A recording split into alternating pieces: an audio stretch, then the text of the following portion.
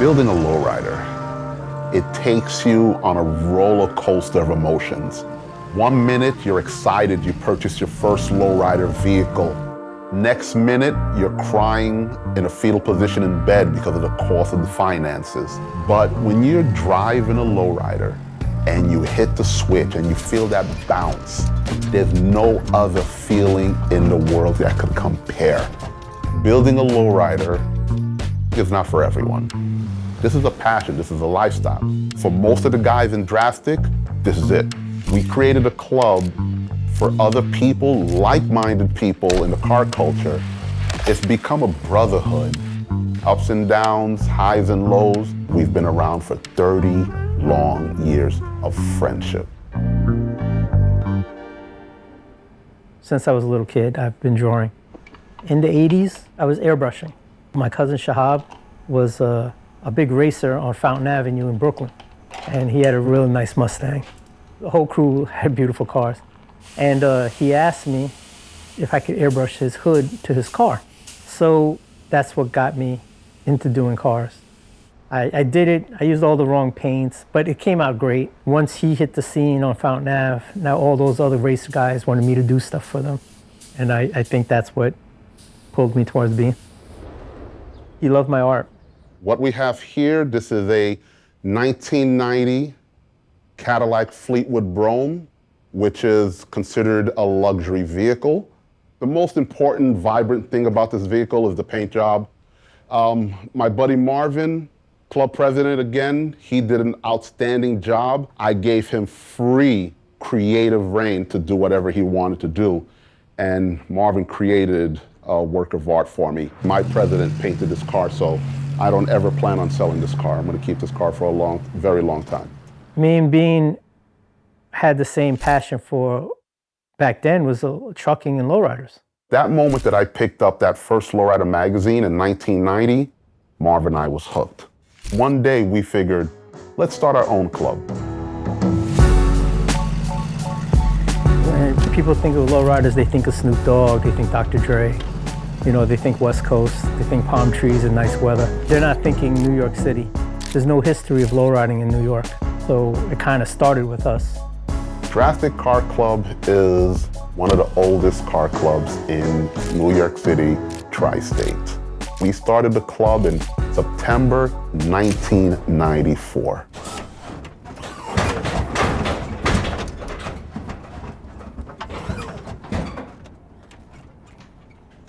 I've been with Drastic since '94. She's never failed me. 17 years on the road. She done seen everything from Virginia to Rhode Island. It's a good car. We were just a group of guys that were into something that wasn't very popular at the time.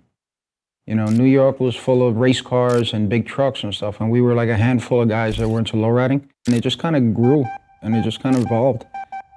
You know, we just kind of ran with it. I seen like Sergio coming through the neighborhood out here in Brooklyn. He'd be up on 3 wheels, or they hit the switch, the car would come off the floor, and it was just like, wow, like damn, how they do that? Being a kid from the South Bronx coming to Richmond Hill, Queens, New York, these guys ruled Queens. And every kid, every adult, every young man was like, wow, like that's awesome. Because of the name of the club, Drastic, most of our cars were drastically built. A lot of our cars had crazy modifications. We were putting TVs in a steering wheel. My first car that I built, it's called a face-off truck. It was a Blazer, 87 Blazer, with Honda Civic front, Lexus rear, flip doors. We used to go to shows and I used to just smash it. We'd pull up to shows 15, 20 cars deep. We'd leave with 20, 25 trophies. Every car was taking something home. Nothing that came out of the Drastic corner was normal. It was easy. It was, you know, everything we did was extreme at the time. We didn't go to a show and participate. We went to a show, we overtook the show. We've had guys leave a show because we showed them. Our reputation became so big that a lot of these art directors, a lot of celebrities or people that knew of us would reach out to us. We've done fashion shoots with Carl Kanai and Gwen Stefani. We've done video shoots with Nas and 50 Cent and Jennifer Lopez. And we've done magazine shoots with XXL and Ludacris. And it kind of like just kept snowballing. There's TV shows that have asked us, they wanted to do something on New York lowriders before, but when they found out we're not Mexican, they're like, well, can these guys talk Spanish? I was like, they don't normally talk Spanish. Why are they going to talk Spanish on film? They try to put us in these stereotypical, what people think a lowrider is. And I'm like, that's not a New York lowrider. The perceived notion is that it's only a Chicano culture. It is not. I'm a Haitian American. Marvin is Guyanese. We have a melting pot within the club, and that is a representation of how New York is. Everyone lowrides. Philly lowriders are lowriders at their best. The Philly guys bring a lot to the table. Nice cars, attitudes, all positivity, no negative, and it's fun. Sergio, one of our longtime members, moved to Philadelphia. He brought in some guys from Philly that wanted to become part of the family. And those Philly guys had a flair to them, a style to them.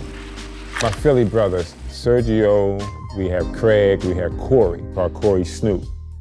Craig has a lowrider cover car, a 1963 Chevy Impala, and he calls his car Brotherly Love, right out of Philly, and it's top notch.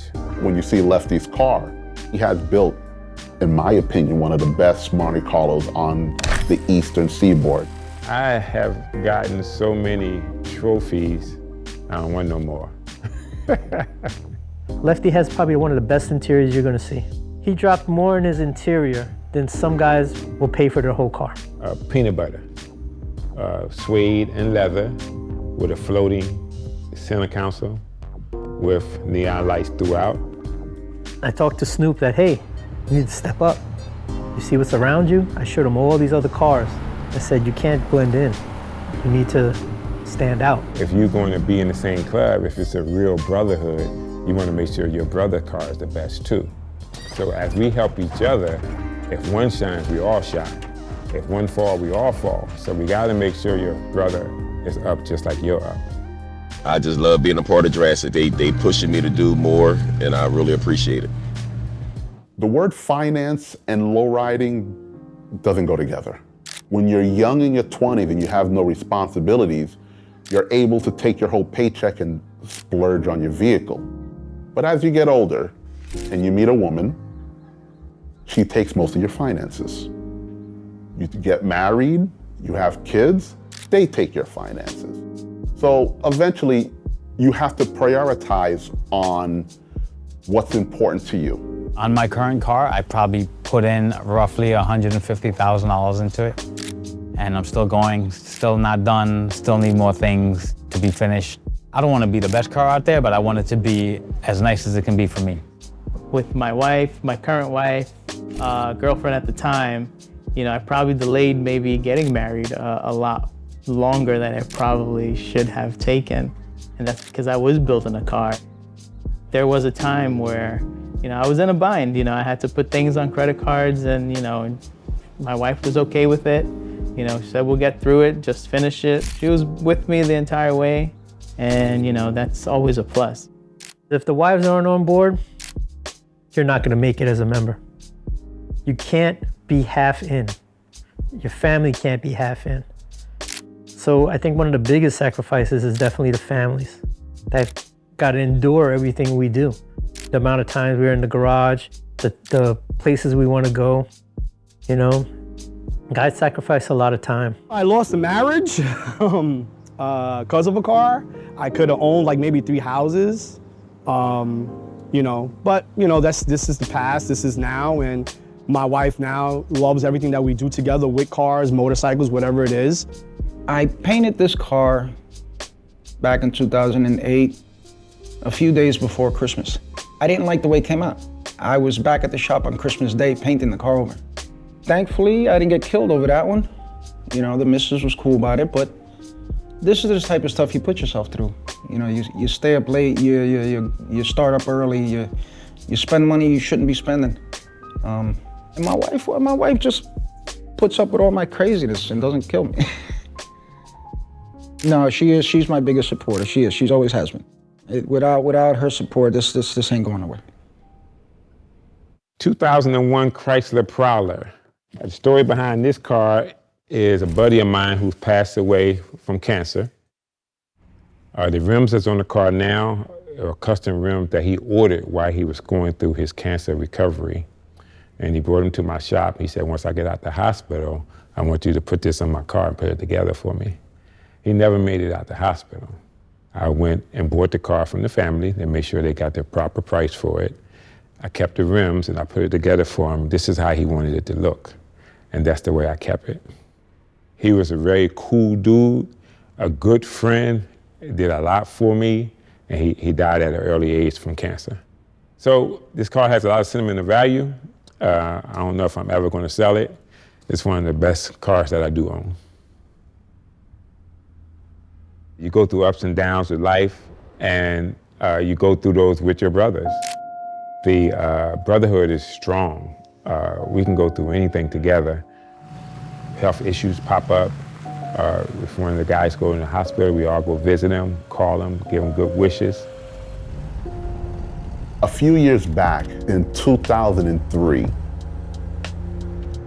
Marvin had gotten ambushed and got shot, and Marvin ended up in the hospital.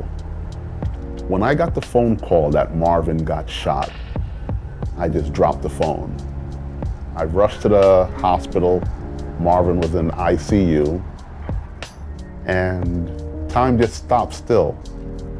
Marvin is my yin yang. Marvin is Batman, I am Robin. Marvin is the glue that holds the club together. Marvin is Drastic. I didn't know what was gonna happen.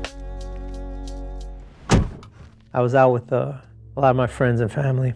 We went to a club in Hempstead. I had gotten shot. It was a Bloods gang initiation. They had to kill somebody that wore blue. And I dressed the way I always do. Yankee hat, jeans. I wear a lot of blue. I looked like an easy target for these dudes in the Blood gang. By the time I got to the hospital, it was full of every member there. I don't know how they found out, how they got there so quick. Some guys got there before the ambulance got there. I don't know how that even happened, but they were all there. When I was lying on a gurney, Tage came over to me and he's like, yo, I love you, brother. And I looked at him and I said, I love you too, man. I ain't going nowhere. We got a lot more riding to do, a lot more. That was a very touchy time for me. It was tough. I couldn't work. I couldn't walk. I remember my man at the time, Andy, member of the club, him and his girlfriend would buy us groceries and bring it to our apartment because we didn't have anything. Guys would come and check on me all the time. It was tough, but they were there. I'm going through a lot of things in life. These are the guys that are there with you. I'm going through a lot right now, health-wise. So these are the guys. These are the guys that rock with you through it. It's good to have these guys behind your back. It means a lot. Over 30 years, all our members usually show up for almost every single event that any of the members have. We've had death within the club. Everything stops and we make sure you're okay. As soon as I open the garage door, people are looking and you know, saying, you know, what a beautiful car. Once I get on the road, you know, you see people giving you the thumbs up. So, you know, you hit the switch, you get them, you know, going, you know, they might take pictures. The time and effort that you put into your car, it's all worth it when you see that, you know. You want, you know, people to really admire what you've done to the car. I'm currently the youngest member in the group. I knew I wanted to be a lowrider because of how my brothers made their visions come to light, and I wanted to do the same. Danny was around the club since the age of 8, 9 years old. And he was like all of our little brothers. We'd, you know, he'd always be cleaning rims or wiping something down or just being helpful and just being around the club, you know? Such an honor to watch this young man saying to himself, one day I'm gonna build a vehicle better than my brothers. And he did that. My car is a 1964 Impala convertible. I had bought it, I'd say about 2010. So I would say about a good 10 years I spent, trying to get the car to the point that it's at now. This is pretty much the original 1964 Impala interior, the original look. These here are the hardtop inserts that would come from the 1964 Impala hardtops. And even this here is a mirror. It's kind of like a visor that you can, check yourself out, or your passenger can. Bean was nice enough to give me a set of wheels that he wasn't using. And Marvin painted them navy blue, so I had a contrast of light blue and navy blue wheels. They looked out for me. As one of the older gentlemen watching him, the younger generation, that gives me life to see he is the future of Drastic. The car was built to obviously, go to competitions and go to shows and things like that. Attending car shows are hard for me to do at the moment. I have a son, he's 3 years old. He's not in the best of health, but we are trying to get him, better, and eventually I would hope to attend more car shows as, time moves on. This is my trophy. Even though I'm a member, but my vehicle's not ready, I'm not gonna put this plaque on the vehicle until my members all agree that it is plaque worthy. And the day I put this plaque on the car, it's gonna be like a special feeling. Being a part of Drastic, to me, is my own little thing. It's my country club. It's my exclusive place. In a world of mayhem and craziness, we got our own little thing. Without Marv and Bean bringing the lowrider culture to New York, it wouldn't be no lowrider culture as big as it is here in New York. When it comes to this club, I live and ride for this club. I've dedicated my life, my livelihood, my finances to Drastic. As they say, till the wheels fall off, that's it. Lowriding is not a hobby, it's a lifestyle. It's been my life for over 30 years. I've seen a lot of people that come and go, but those that it's a lifestyle, they're gonna stay. If the club was gone today, I would think almost every member would still be riding because it's just in them.